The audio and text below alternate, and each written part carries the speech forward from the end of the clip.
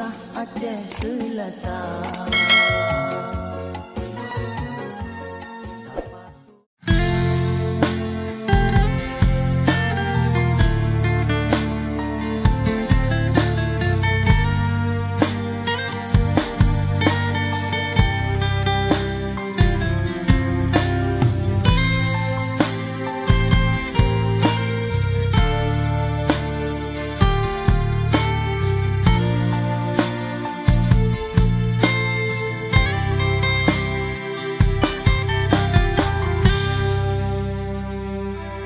Lun mengalah bukan karena lun hanale sayang, lun muji oh bukan karena lun hanale cinta.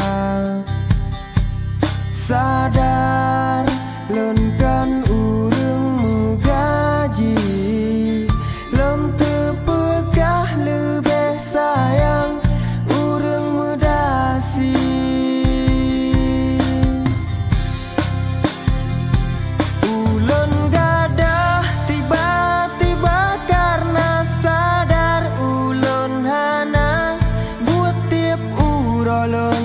Tukang babaragan ulun gadah tiba-tiba karena lun kan urang kaya panemu sampo tanyo hudep dua.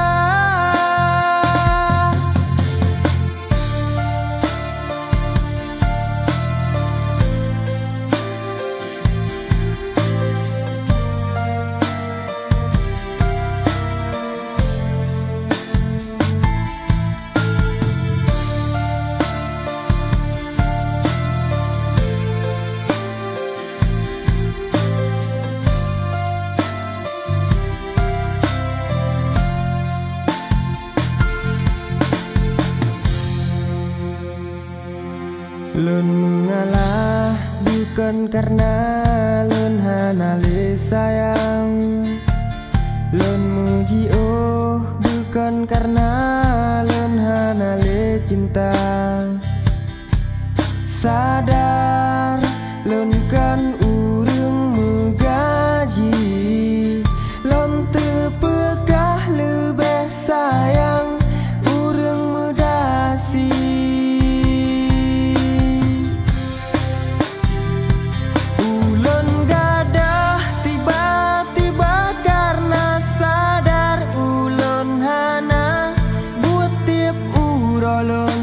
Tukang babaragan